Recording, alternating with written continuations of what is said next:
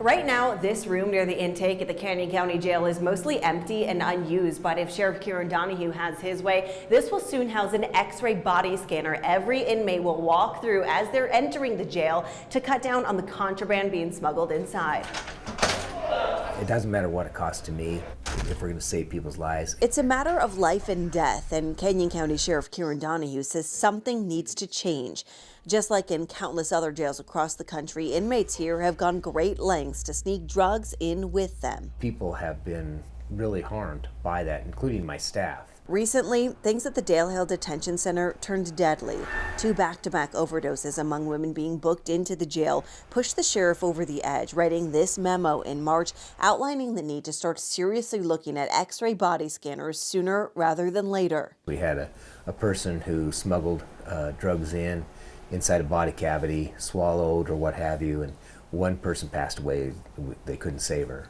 Another female, same type of thing, but the staff were able to catch it, and we got her to emergency medical and hospital, and we were able to save her life. So those are pretty big issues. You know, one life is too many. Another breaking point was when 2 of the sheriff's deputies had a close call coming in contact with the deadly synthetic opioid fentanyl. Dealing with the material in that person's possessions, they were both struck by fentanyl exposure and immediately went down. So we had a Narcan them both here, hauled to the hospital.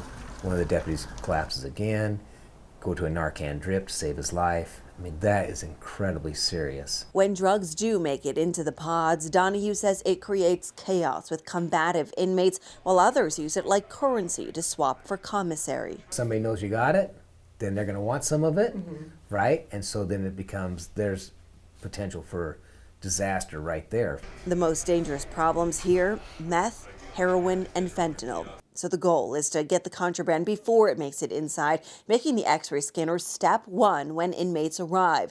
Part of the research process was taking a trip to Ada County, where a similar machine was installed in 2019. Dozens and dozens of instances of finding drugs on people based solely on the scans that we have in here. So it's worked fantastic. So far, 4 companies submitting bids for the contract in Canyon County.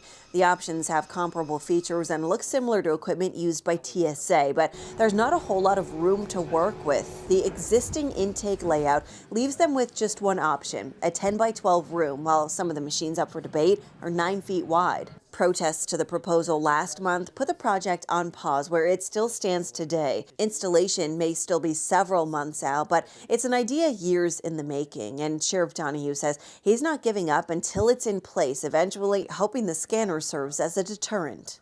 You know, people talk, you know, there's no sense trying to smuggle into Canyon County because they're going to catch you. Karen Lair, And you're going to get charged with a felony. Idaho News 6.